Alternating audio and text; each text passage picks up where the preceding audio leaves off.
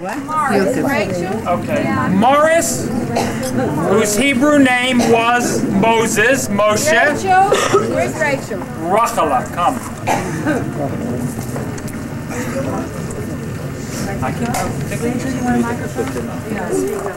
I'll try to speak up. Can people hear me?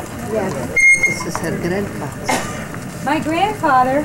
You've got to unveil it first. Unveil it first?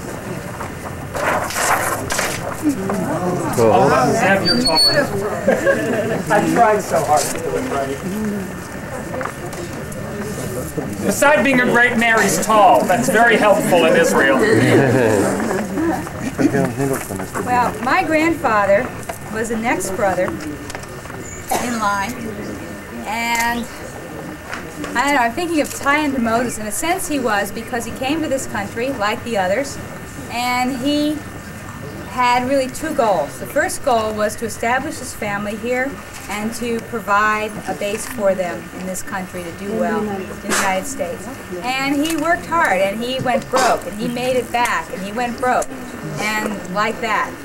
And he was quite a character. He had many, not many, but he had several professions in his life, several businesses. And always to him, the most important thing was family. He was personally rather unassuming in terms of accolades and things like this. But I was wondering, what would he say if he were here today? And the only thing I could think of is he'd probably shrug his shoulders and go, something like that. Anyway, what else could I say about him like that? And the other thing was, he was a fervent supporter of Israel, and he was very generous in his donations with his family, not just to Israel, but to other charities and other worthwhile causes. And he was a patriarch. He really was. He's had children who are having children. Thank you. And that's all I can say. Who's next? Next one is Abe. Jordy? Okay. Abraham is represented not alone, but with his son Isaac in the famous scene of the Akedah, or the binding of Isaac.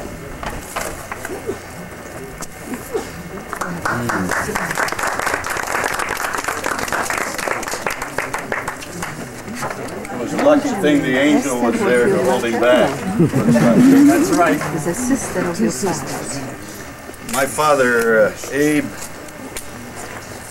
was 15 years old when his grandfather chose him to go to United States, the first of the Perlmutter family to go to United States, and to work hard to bring over another brother who would work hard and bring over the entire family.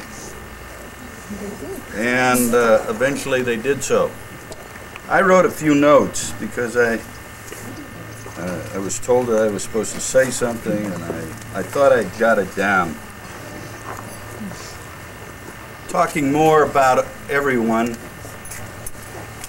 dedication for a generation past who deserves being memorialized. The sons and daughters of Reuben and Zelda Perlmutter, a pious couple from Poland, Russia, came to America to make a better life for themselves, each finding for their own a mate and living in different parts of the country, America,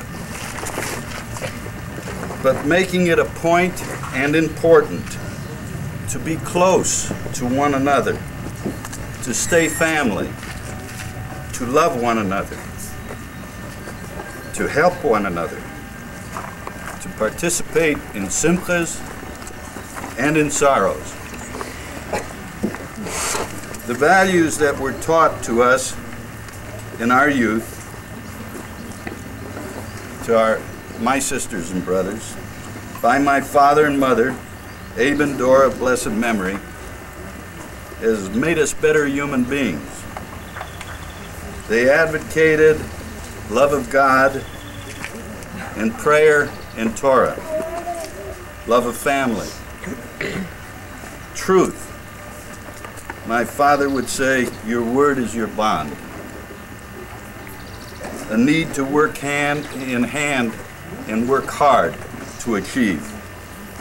All these brothers and sisters, Phil, Morris, Abe, Dave, Ben, Ethel, and Bess, worked hard to benefit their spouses and children, and gave us all a sense of honor to love our heritage and family importance. It's a real thrill for me to be able to represent my family, the children and grandchildren of Abe and Dora Perlmutter, at this dedication. These beautiful gates, the Israel Bible Museum on top of the mountain at Swat. I know my father would be proud to associate himself with the Bible Museum.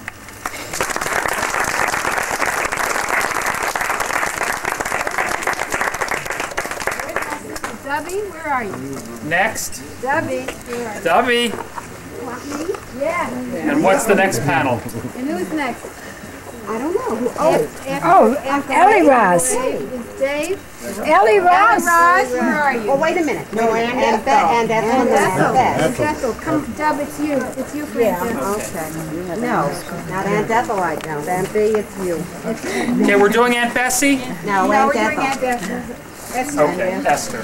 Ethel's Hebrew name, I'll just in 1 second describe each piece. Ethel's Hebrew name was Esther, and what I did was to put the profile of Esther in the Megillah for Purim. Do you want to take this off, my dear?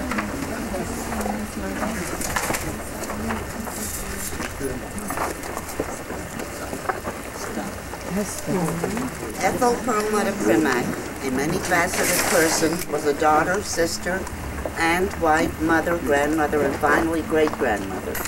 Hers was a most interesting lifespan. Russian-born, immigrated to the United States, and later a naturalized citizen. Although not politically involved, she was definitely a liberal. Her religious faith unquestionably orthodox. She enjoyed observance of all Jewish holidays, her home-style cooking and baking, especially her strudel.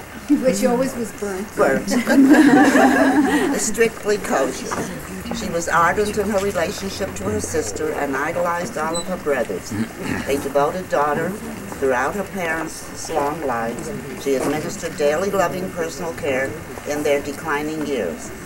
Dedicated to her lifelong marriage commitment, she was an expressive and generous wife and mother. Family involvement and togetherness was her greatest joy in life. Although strong, determined, and energetic throughout her productive life, she never lost her sense of humor. She installed in us her joy of music, dancing, pride and accomplishment, and most of all, family and togetherness.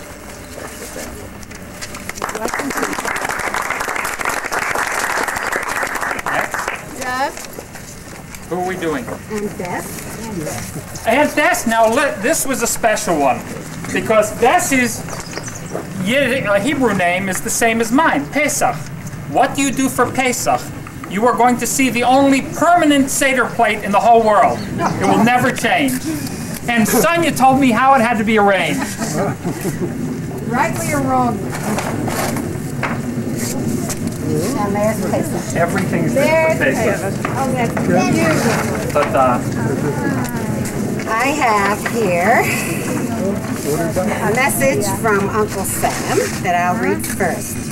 And he asked that I read this at the dedication of the Bronze Gates, a great tribute to an unusual family. I particularly want to express my love and respect for my wife, Bess. She was also my best friend. No matter what the situation was, she always stood by my side. She came from a warm, devoted, and supportive family. I shall always miss all of them, especially Bess. Sorry I'm not able to share this important event with you, but I assure you I shall be with each of you in thought and spirit. Love, Uncle Sam. And I did want to give you a little footnote to this.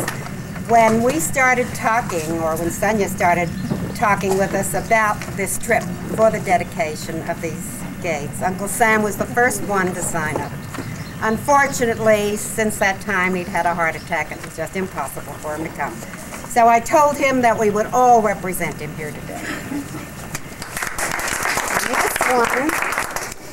This is from Aunt Bess's second son-in-law, Bernie Stoll.